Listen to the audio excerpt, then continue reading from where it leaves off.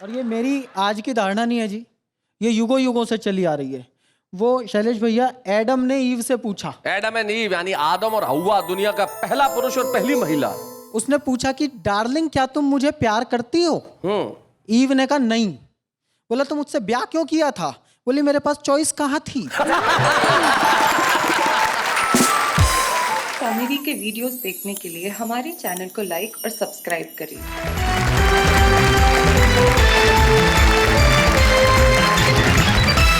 क्या दृश्य है।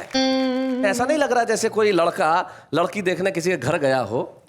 मान लीजिए चिराग जैन ये लड़की देखने किसी के घर गया, मम्मी पापा दोनों साथ में हैं और साथ में अपने फूफा जी को भी लाए हैं और लड़कियां तैयार है। अब देखते हैं कि ये लड़की पसंद आती है कि नहीं परिवार को। एक मिनट, हाँ। लड़की को भी तो परिवार पसंद आना चाहिए।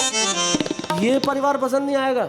ऐसा परिवार कहाँ होगा देश में जहाँ पे फूफा हंसी के मामले में दुनिया का बादशाह है, बवंडर नाम का ससुर है, किरण दुबे नाम की सास है जो मीठा मीठा गाती है और चिराग जैन नाम का लड़का है जो अभी से हास्य कविताएं कर रहा है। ऐसा परिवार कहीं मिलेगा? जरा तालियां बजाइए इस परिवार के लिए। क्या बात है।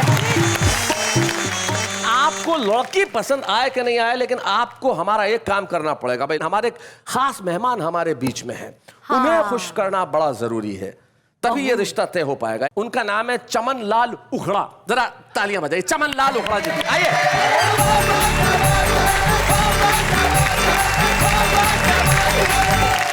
उखड़ा जी नमस्कार। ये चमन लाल उखड़ा साहब हैं। इनके परिवार में इनकी मर्जी के बिना कोई भी रिश्ता नहीं होता है और उखड़ा साहब जब से पैदा हुए हैं उखड़ा जी के जीवन में मुस्कुराहट नहीं है। उखड़ा जी हमेशा पके हुए रहते हैं कि मुझे कई बार लगता है कि ये पैदा नहीं हुए थे, आम के पेड़ से पक के टपक गए थे। हमने देश के 4 बड़े कवियों को इसलिए बुलाया कि अगर आप इनके चेहरे पे मुस्कुराहट ला सके तो शायद आज ये रिश्ते की बात तय हो पाए। उखड़ा जी आप जरा यहाँ तशरीफ रखें। पता है मेरे उखड़ा जी के मुखड़े पे कभी स्माइल देखी ही नहीं है मैंने। आज कोशिश करते हैं। जन्म से ही ऐसे हैं, ट्रेनिंग ये जन्म से ही ऐसे। शोक सभा में बड़े व्यस्त रहते होंगे। नहीं ये तो इनको ये जहाँ जाते हैं वहाँ शोक सभा हो जाती है, व्यस्त रहने की जरूरत नहीं है। तो आइए, आप में से कौन सबसे पहले ट्राई करना चाहता है? मुझे लगता है महिलाएं बड़े सौम्य ढंग से ट्राई करती हैं। तो किरण दुबे जी, अगर आप आके हमारे देश की जनता को और चमन लाल उखड़ा को हंसाए तो इससे बेहतर क्या होगा भाई। किरण दुबे के लिए तालियां बजाइए।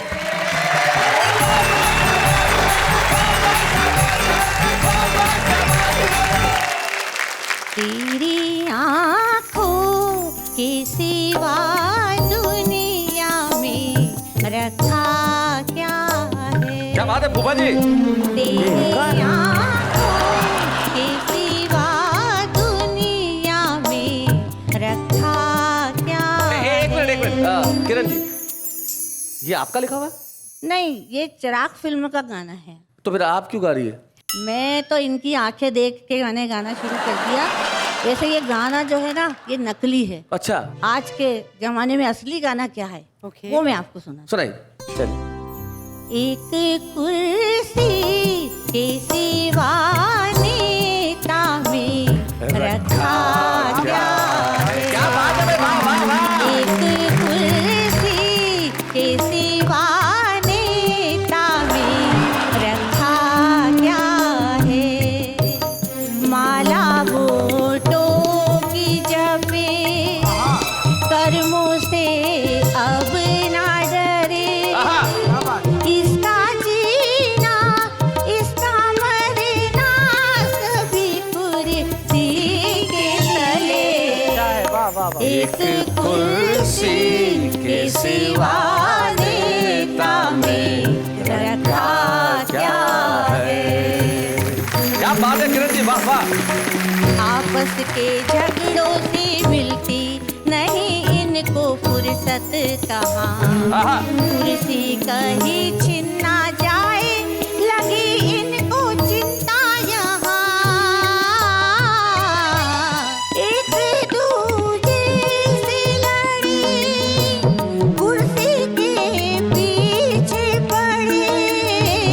इनका जीना इनका मरना सभी कुर्सी के तले। एक कुर्सी के सिवा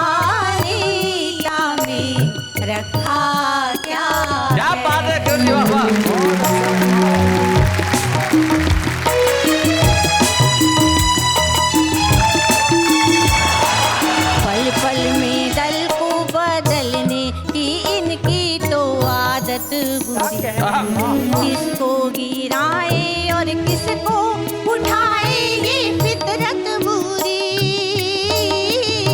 क्या बात। एक दूजे से मिले, मिलके दल दल में गिरे, इनका जीना इनका मरना सभी कुर्सी के तले। एक कुर्सी के सिवा नेता में रखा क्या है। क्या बात है, बहुत अच्छा, बहुत अच्छा, बहुत अच्छा, बहुत अच्छा, बहुत अच्छा। किरण जी, सबसे पहली बात तो ये कि मैं आपको इस चीज के लिए विशेष धन्यवाद देना चाहूंगा कि आपने यहाँ स्टूडियो में हम सबको हंसाया ये कह के कि एक कुर्सी के सिवा नेता में रखा क्या है, लेकिन इस कुर्सी में जो रखा है वो नहीं हंसा, अफसोस। उखड़ा जी के जीवन में मुस्कुराहट नहीं, लेकिन हमारे पास एक बवंडर है जो इंदौर से आया है, और ये हास्य का बवंडर हम बुलाते हैं माइक पे, सुरेश बवंडर।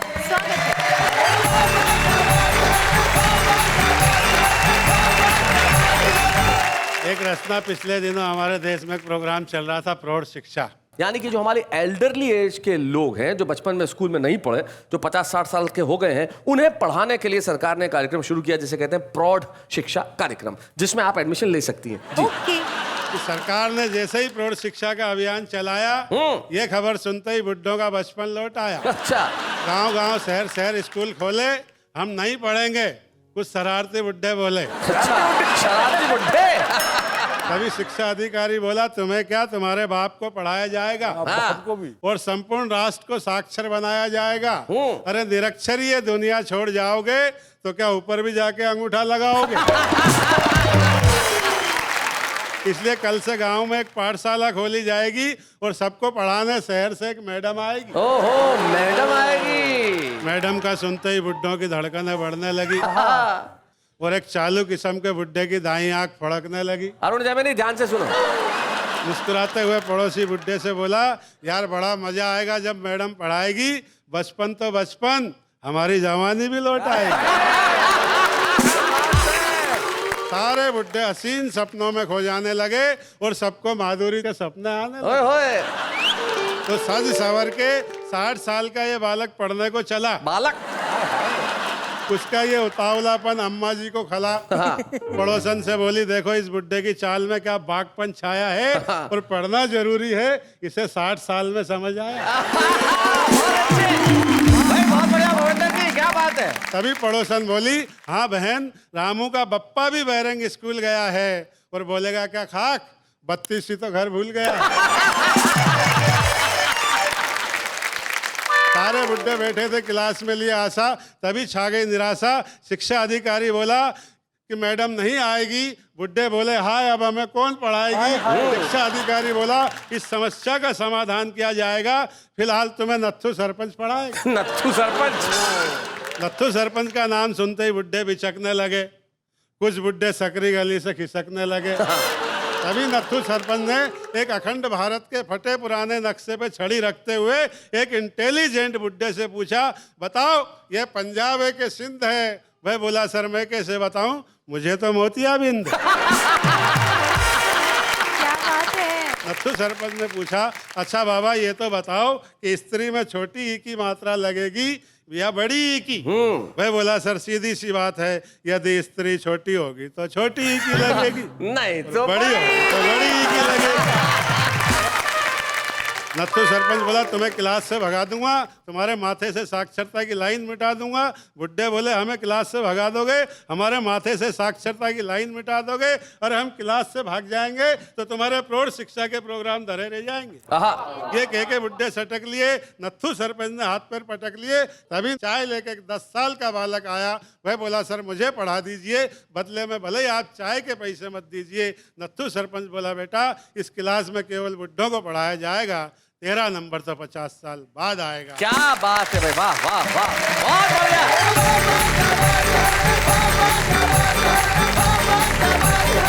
क्या क्या बात है सुरेश बवंडर साहब, आपने बहुत बहुत बढ़िया रचना पढ़ी, लेकिन आपकी इस खूबसूरत कविता के बाद भी देश हंसा, जनता हंसी, लेकिन अफसोस। एक बाप अपनी बेटी को लेकर रेलवे स्टेशन गया, बेटी उसे छोड़ने आई थी। बाप गले मिल के बेटी को बड़ा उसको कह रहा था कि नहीं नहीं बेटा चिंता मत करना, मैं जल्दी वापस लौट आऊंगा। उसका माथा चूम रहा था तो एक जवान लड़का उसने कहा अंकल जी ट्रेन निकल जाएगी, आप ट्रेन पकड़ो, ये काम मैं कर लूंगा। तो जीवन में जब जवान इतने इंटेलिजेंट होने लगे तब मुझे लगता है कि चिराग जैन यहाँ आके शायद आपको तो हंसाएंगे ही, उखड़ा जी के चेहरे पे भी मुस्कुराहट लेके आए। चिराग जैन जोरदार तालियों के साथ।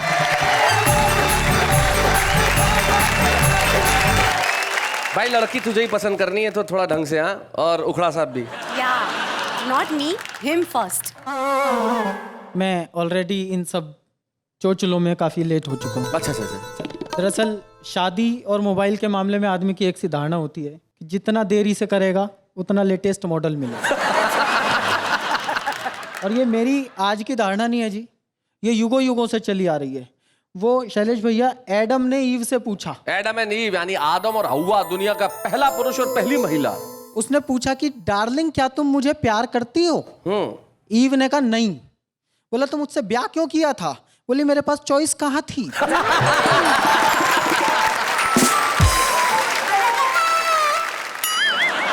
मैं भाई साहब को एक बार फिर से प्रणाम कर देता। तुम अपना काम करो। वो दरअसल क्या है जी, मेरे को तो आज ये इनके जो हेयर स्टाइल वगैरह भी है नरभक्षी से लग रहे हैं। नरभक्षियों में भी स्थिति ऐसी है जी, नरभक्षी जो आदमी खा जाते हैं वो, ये आज कभी खाने बैठे हैं। नरभक्षियों की स्थिति ऐसी है, वो एक नरभक्षी अपने बेटे के साथ शिकार पे गया। अच्छा। तो सामने से एक पतली दुबली सी लड़की आ रही थी, तो बेटे ने कहा पापा इसे खा लें? बोले नहीं बेटा, इससे पेट नहीं भरेगा। अच्छा। कुछ है तो है नहीं इसमें। बेटा बेचारा चुप हो गया। थोड़ी आगे गया, एक बहुत ही मोटी आ रही थी, उन्होंने कहा पापा इसे खा लें? बोले इतना खाएगा कोलेस्ट्रॉल बढ़ जाएगा, डॉक्टर के पास जाना पड़ेगा। अच्छा। और आगे गए, नेहा जी जैसी कोई आ रही थी। अच्छा। नेहा जी जैसी आ रही थी तो बेटे ने कहा पापा इसे तो खा लें? बोले बेटा आज इसे घर लेके चलेंगे, तेरी मम्मी को खाएंगे।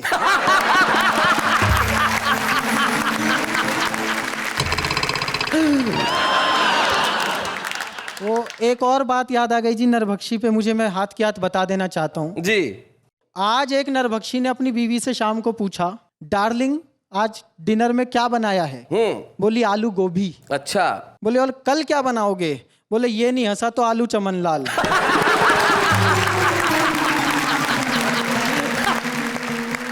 अच्छा, ये स्थिति केवल पुरुषों के साथ नहीं है, महिलाओं के साथ भी बराबर की स्थिति है।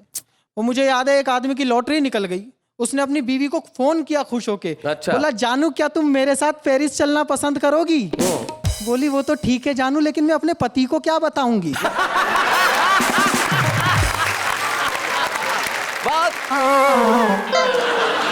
दरअसल क्या होता है नेहा जी, जब लड़का लड़की ढूंढ रहा होता है, बहुत दिनों तक लड़की ढंग की नहीं मिलती तो कुछ कम्मों मिल जाती हैं। हर आदमी की जिंदगी में ऐसी कुछ कम्मों होती हैं जी जी। शादी के बाद जब वो कम्मो मार्केट में बीवी के साथ मिल जाए, हाँ, मतलब आपके साथ बीवी और सामने कम्मो आ जाए, उस स्थिति पर मेरा एक गीत है शैलेश भैया। सुनाइए। कम्मो मिल गई बीच बाजार, बीवी लड़ने को तैयार। कम्मो मिल गई बीच बाजार, बीवी लड़ने को तैयार। बीवी लड़ने को तैयार, बीवी लड़ने को तैयार। कम्मो मिल गई बीच बाजार, बीवी लड़ने को तैयार। ऐसी मिली घड़ी भर कम्मो खड़ी हो गई थाट। बीवी मुंह फेरे लेटी है, घर के रहे न घाट। हम पे पड़ी उतरफा मार, कम्मो मिल गई बीच बाजार। कम्मो मिल गई बीच बाजार, बीवी लड़ने को तैयार। कम्मो मिल गई बीच बाजार, बीवी लड़ने को तैयार। लड़ने को तैयार, बीवी लड़ने को तैयार। कम्मो ने मुस्का कर देखा, बीवी हो गई ढोल। 4 दिनों से बोल रही ना मुंह से मीठो बोल। कम्मो ही बढ़िया थी यार, बीवी लड़ने को तैयार। कम्मो ही बढ़िया थी यार, बीवी लड़ने को तैयार। कम्मो मिल गई बीच बाजार, बीवी लड़ने को तैयार। हाल चाल तक पूछ न पाए, मुफ्त हुए बदनाम। कम्मो छूटी बीवी रूठी, माया मिली न राम। घर से शुरू हो गई वार, बीवी लड़ने को तैयार। कम्मो मिल गई बीच बाजार, बीवी लड़ने को तैयार।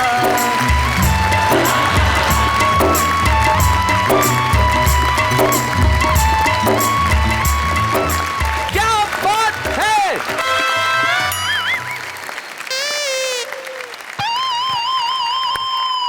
भाई वाह वाह वाह चिराग, क्या बात है, बहुत बढ़िया। जब दुश्मन देश छोटी छोटी मिसाइलों से अगर न मरे तो परमाणु बम लेके आना चाहिए, और हमारे पास हास्य का एक परमाणु बम है जो हरियाणा से आता है और नाम उनका अरुण जैमिनी है। जरा जोरदार था अरुण जैमिनी।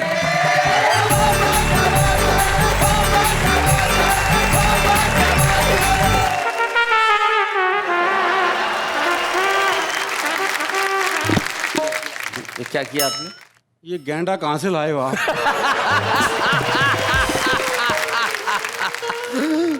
नहीं नहीं, तो कभी एक कवित्री को खा चुका है।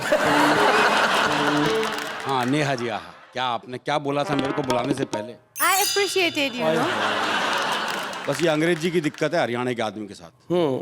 हरियाणा का आदमी तो अंग्रेजी बोलता है तो उसका भी हरियाणवीकरण कर देता है। अच्छा, वो अंग्रेजी बोलेगा तो ऐसे ही बोलेगा, बोले हाउ डू डू रहे। वो एक ने एक से कहा, बोले हाउ डू डू रहे। दूसरा बोला फाइन सू। फाइन सू। एक बोला बड़ी भारीनेस सी फील कर रहा हूँ। भारीनेस? बोले भाई ये भारीनेस क्या होती है? बोला हैवी पन। हैवी पन। हमारी अंग्रेजी ऐसी है, जो बस में एक लड़का खड़ा था, एक लड़की चढ़ी, तो लड़की का पैर लड़के के पैर पे रखा गया। अच्छा। तो लड़के का पैर दब गया, तो लड़की बोली सॉरी, तो लड़का बोला मेंशन नॉट। अच्छा।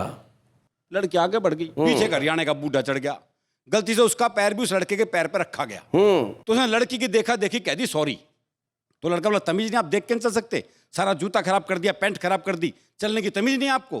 तो हरियाणा का बूढ़ा बोला क्यों भाई, मेरी सॉरी की स्पेलिंग गलत थी। बहुत अच्छे। अच्छा है। वो बस स्टैंड पे बहुत सारी महिलाएं खड़ी थी, एक बूढ़ा खड़ा था, बस आके रुकी तो कंडक्टर ने सारी महिलाएं तो चढ़ा ली। अच्छा। जैसे ही बूढ़े का नंबर आया हाथ अड़ा दिया, बोला नो मोर। है बोले सारी मोर नहीं है तो चढ़ा ली। अच्छा, मेरा नंबर आया तो नो नो मोर। मोर। बहुत अच्छे। तो हमारी अंग्रेजी ऐसी है जी। दरअसल क्या है, वो एक बच्चा आया रिपोर्ट कार्ड लेके, हाँ। बड़ा मायूस सा। बाप ने पूछा क्या हुआ? बोले स्कूल से रिपोर्ट कार्ड लाया हूँ, फेल हो गया। बोले क्यों चिंता कर रहा है, रिपोर्ट कार्ड ही तो है, कौन सी डीएनए रिपोर्ट है।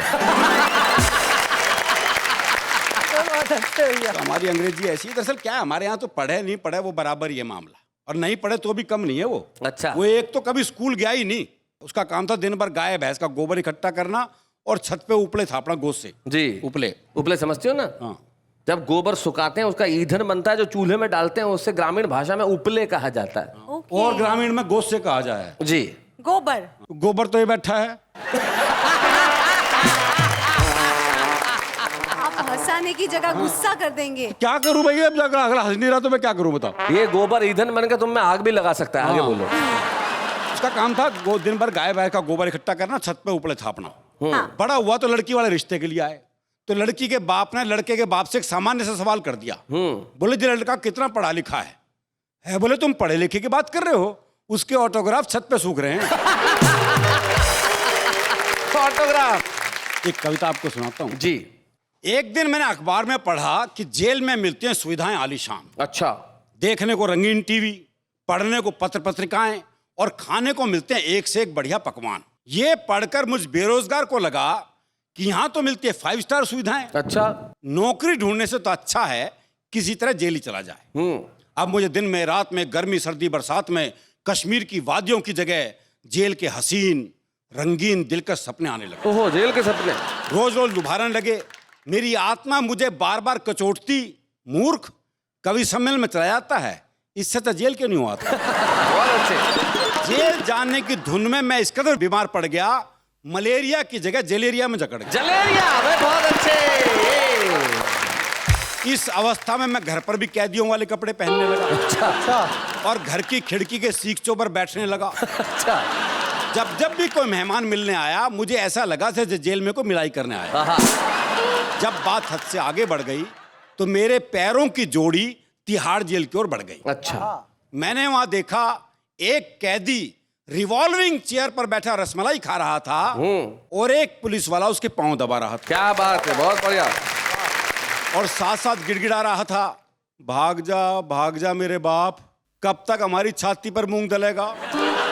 40 किलो से 80 किलो का तो हो गया, और कितना पलेगा? कैदी मुस्कुराया, बोला ज्यादा मत बड़बड़ाओ, जाओ हमारे लिए एक जोड़ा पान लेकर आओ। अच्छा। सिपाही के जाते ही मैंने कैदी को दंडवत प्रणाम किया और कहा, हे महान आत्मा, मेरा मार्गदर्शन कीजिए, मेरी जेल जाने की हार्दिक इच्छा है, इन चरणों में जगह दी। कोई उपाय बताइए, किसी भी तरह से सही मुझे जेल ले आइए। कैदी पिंगला, तो जेल में आएगा, मिठाइयाँ और पकवान खाएगा, ऐसा कर किसी की टांग तोड़ दे। अच्छा। या कोई लड़की छेड़ दे। हाँ। ये ब्रह्म वाक्य लेकर मैं वापस घर आया।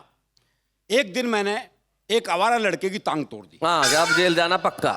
और घर पर आकर करने लगा इंतजार कि पुलिस वाले अब आएं। लेकिन थोड़ी देर बाद ही मोहल्ला सुधार समिति के कुछ सदस्य आए। अच्छा। बोले, आपने उस आवारा की टांग तोड़ी, धन्यवाद। अच्छा।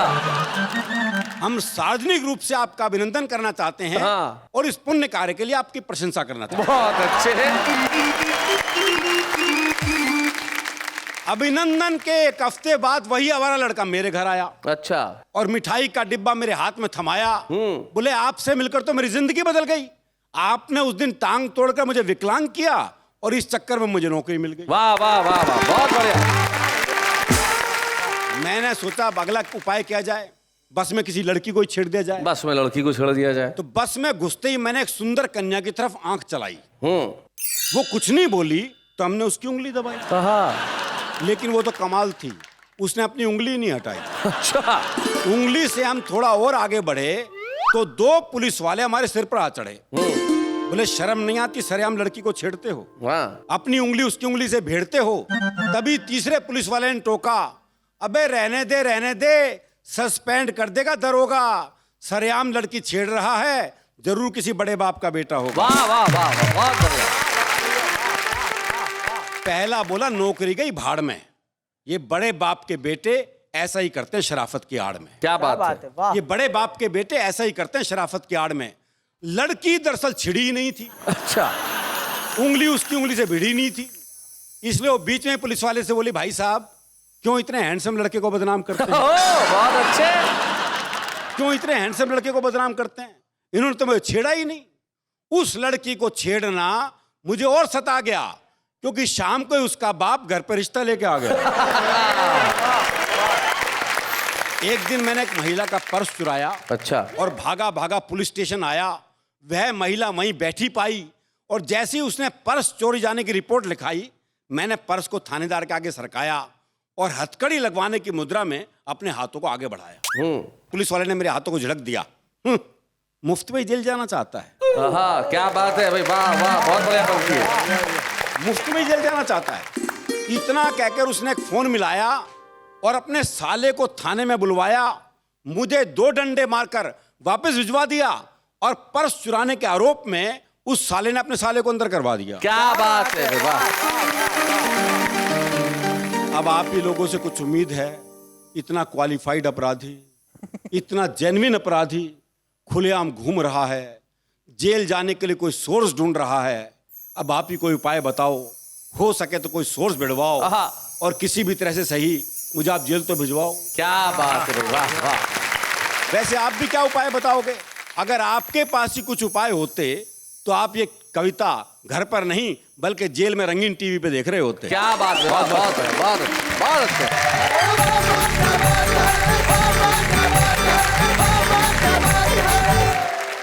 जेल का हाल ऐसा ही होता है। जेल में आदमी गिरफ्तार होने की मंशा, एक आदमी दौड़ा दौड़ा पुलिस स्टेशन आया, पुलिस मेरे को गिरफ्तार कर लो, मुझे गिरफ्तार कर लो, मैंने अपनी बीवी को लकड़ी से मारा। तो बोले, क्या मर गई? बोले, मर नहीं गई, बच गई, पीछे आ रही है, मुझे गिरफ्तार कर लो। तो आदमी अगर गिरफ्तार होना चाहे तो भी नहीं हो पाता। लेकिन क्या कविता सुनाई आपने। Actually. सारा देश हंसा और सारी जनता हंसी, लेकिन चमनलाल उखड़ा नहीं हंसा। अरुण जी, अर्ज किया है आहा, आपने की इतनी अच्छी शायरी, आहा, हंसी इसकी मायरी, अंकल बोले हाय हाय री। हंसा, अबे हंसा, अबे हंसा, अबे हंसा, अरे बधाई हो, अरे बधाई हो, बधाई हो, हंसा, अरे हंस गया,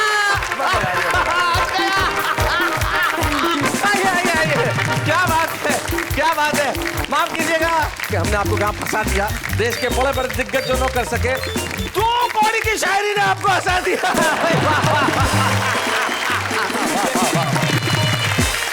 बड़ौदा की गोद से हम ऐसे शायर को, एक ऐसे अजीम नाम को आपके समक्ष आज बुलाना चाहते हैं, जिन्होंने न केवल उर्दू में अपनी रचनाएं की, गजल कहीं, शेर कहे, बल्कि गुजराती में भी बहुत सारे शेर उन्होंने खूबसूरत कहे। जब वो यहाँ खड़े होंगे और अपने शेर पढ़ेंगे तो आप कहेंगे वाह वाह, क्या बात है। आइए हम मिलते हैं आज के हमारे विशेष मेहमान, हमारे खलील धनतेजवी साहब। स्वागत है।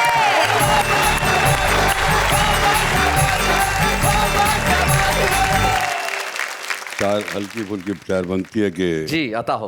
हर घड़ी हर पल नया अंदाज दिखलाती अदा, हर घड़ी हर पल नया अंदाज दिखलाती अदा, गुनगुनाती मुस्कुराती झूमती गाती अदा। और इस अदा पर हम खलील अब कैसे पहचाने उन्हें, चाल में पंजाबियत बातों में गुजराती अदा। क्या बात है। चार मिसरे और सुनिए कि जी इरशाद। चोट पर चोट सही, मुंह से कुछ कहा ही नहीं। वाह। चोट पर चोट सही, मुंह से कुछ कहा ही नहीं।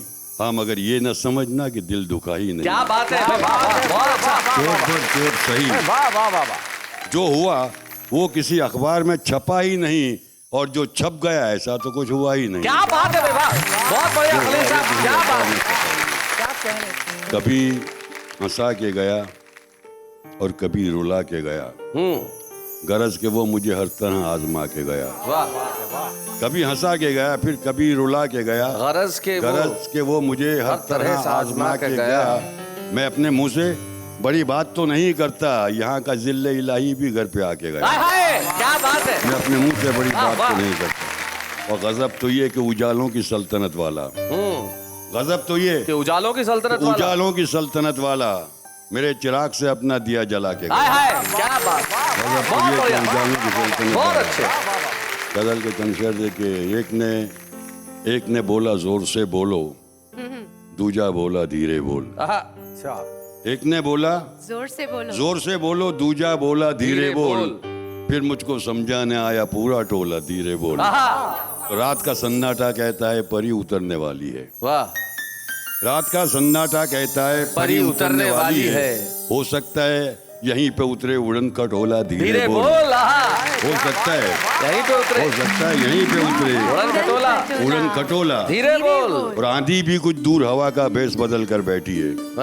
आंधी भी कुछ दूर हवा का भेष बदल कर बैठी है। तू क्या जाने किसने पहना किसका चोला, धीरे बोल। तू क्या जाने किसने पहना किसका चोला, धीरे बोल। और देख हवा का झोंका है या सचमुच कोई आया है। देख हवा का झोंका है या सचमुच कोई आया है। देख किसी ने दरवाजे का जिस्म टटोला, धीरे बोल। किसी ने दरवाजे का जिस्म टटोला, धीरे बोल। और धीरे से कहता हूँ धीरे बोल मगर सुनता ही नहीं। अच्छा। धीरे से कहता हूँ धीरे बोल मगर सुनता ही नहीं। आखिर मैं भी चिल्लाया और जोर से बोला, धीरे बोल। क्या बात है, बहुत बढ़िया शेर है। और एक गजल के कहना कि क्या हुआ अगर जागने की ठान ली और सो गए। क्या हुआ अगर जागने की ठान ली और सो गए, नींद अपनी थी उसे पहचान ली और सो गए। और घर का दरवाजा खुला था सो खुला ही रह गया। हमने बेफिक्री की चादर तान ली और सो गए। क्या बात है। कितनी अच्छी रत जगह की रात आई थी मगर, कितनी अच्छी रत जगह की रात आई थी मगर, हमने तन्हाई की नीयत जान ली और सो गए। क्या बात है। कितनी अच्छी रत जगह और सो गए। और एक दो बोसे हवा में बेचकर उनकी तरफ, एक दो बोसे हवा में बेचकर उनकी तरफ, उनसे हमने हल्की सी मुस्कान ली और सो गए। क्या बात है। और रात जागोगे तो दिन में टूट जाओगे खलील, रात जागोगे तो दिन रात में जागोगे। टूट जाओगे खलील। रात जागोगे तो दिन में टूट जाओगे खलील। बात सच्ची थी सो हमने मान ली और सो गए। हाय हाय, क्या बात है। और सो गए चंद्रशेखर के जी, उसका क्या? दिल तो आखिर दिल ही ठहरा, कहीं भी भटके उसका क्या।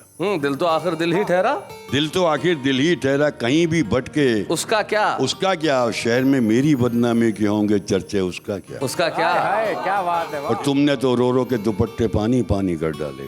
हाय हाय। तुमने तो रो रो के दुपट्टे पानी पानी कर डाले, और हम भी दिल को थाम के रोए चुपके चुपके, उसका क्या? क्या बात है। सुबह की सारी किरणें उसने अपने नाम पे लिखवा ली। अच्छा। सुबह की सारी किरणें उसने अपने नाम पे लिखवा ली। हम भी सारी रात गए तक जागते बैठे, उसका क्या। आहा। और तूने जिनके नाम बताए वो तो खैर ऐसे ही थे। तूने जिनके नाम बताए वो तो खैर ऐसे ही थे। कुछ लोगों ने तेरे हाथ में पत्थर देखे, उसका क्या। और सबको हमारा रहन सहन और खाना पीना दिखता है। सबको हमारा रहन सहन और खाना पीना दिखता है। सबको हमारा रहन सहन और खाना पीना दिखता है। अरे हमने अपने कच्चे पक्के सपने बेचे, उसका क्या। भाई वाह वाह, बहुत बढ़िया, क्या शेर है भाई, वाह वाह। खलील साहब, आपकी उर्दू हिंदी पे पकड़ है। आप गुजरात के गौरववान और गुणवान शायर है। તમારો ખૂબ ખૂબ આભાર અહીંયા આવવા માટે। તમે કાંઈ ગુજરાતીમાં બે શબ્દો કહો તો અમારી જનતા ખૂબ પ્રસન્ન થશે। हाँ, एक मतला और 2-3 शेर सुना देंगे तो क्या बात है। તમારા ઘરના દીવા રાતે રસ્તામાં હતા કે શું। अच्छा। તમારા ઘરના દીવા રાતે રસ્તામાં હતા કે શું। પવન ફંટાઈ જશે એ ભરોસામાં હતા કે શું। आहा, क्या बात है। અને ઘરે પહોંચો તો દરવાજાએ પૂછ્યું ક્યાંથી આવો છો। अच्छा, ઘરે પહોંચો तो दरवाजे તો દરવાજાએ પૂછ્યું ક્યાંથી આવો છો। સુગંધ આ શેની છે, સાંજે બગીચામાં હતા કે શું। आहा, आहा, क्या बात है, वाह वाह, बहुत बढ़िया। અને તમારા દિલના ધબકારા અજાણ્યા કેમ લાગે છે। हाँ, વાહ વાહ। તમારા દિલના ધબકારા અજાણ્યા કેમ લાગે છે। તમે પણ કાલે તરણેતરના મેળામાં હતા કે हाय શું। हाय हाय, क्या बात है, वाह वाह वाह वाह। खलील धनतेजवी साहब, बड़ौदा के एक शायर जो सिर्फ गुजरात के शायर नहीं है, सारे हिंदुस्तान के शायर हैं। और यकीन मानिए जब ऐसा कोई शायर इस मंच पे आता है तो वाह वाह क्या बात है का फर्ज है, कर्तव्य है कि हम उस शायर का सम्मान करें। आज मिलकर हम सम्मानित कर रहे हैं खलील धनतेजवी साहब को। बच्चे हैं या बूढ़े हैं, नर है या नारी है, हंसी देने वालों के सब ही आभारी है। कविता सुनाने वाले सबको हंसाने वाले अब सबके साथ है। बाबा क्या बात है, बाबा क्या बात है। हमने हमारे बाबा क्या बात है में एक नई परंपरा का आरंभ किया है जिसका नाम है शुभारंभ। तो इस परंपरा को आज आगे बढ़ाते हुए हम बुला रहे हैं दुर्गेश दुबे जी को।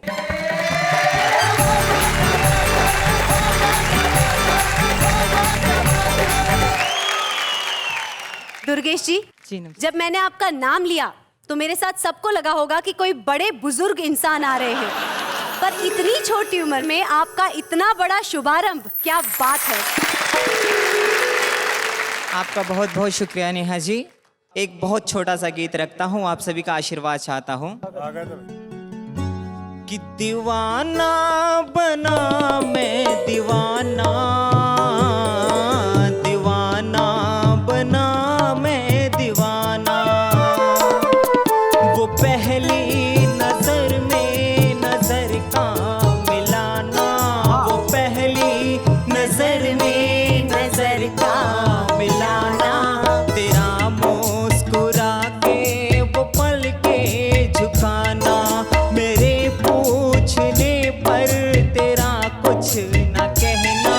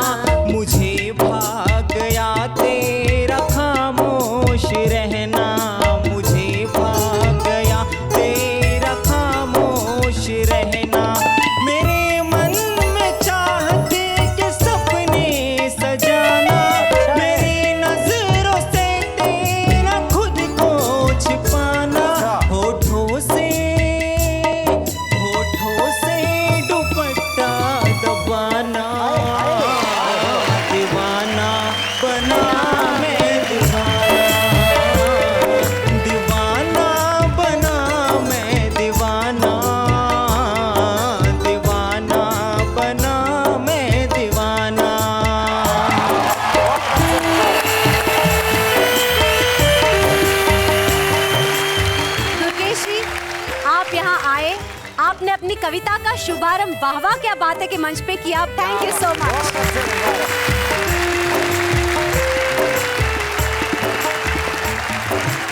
तो यकीन मानिए, मेरा ख्याल से वाराणसी के रहने वाले दुर्गेश दुबे जो इस वक्त यहाँ आके कविता पढ़ के गए, उनके मन में जितनी खुशी होगी उससे बयान नहीं किया जा सकता। दुनिया में कुछ चीजें ऐसी होती है जिनकी गिनती हो नहीं सकती और कुछ चीजें ऐसी होती है जिनकी गिनती की नहीं जानी चाहिए।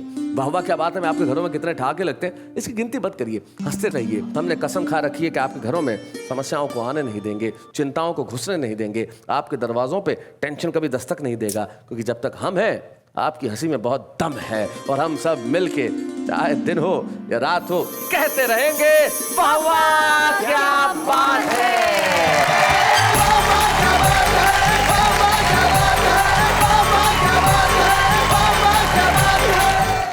कॉमेडी के वीडियोस देखने के लिए हमारे चैनल को लाइक और सब्सक्राइब करें।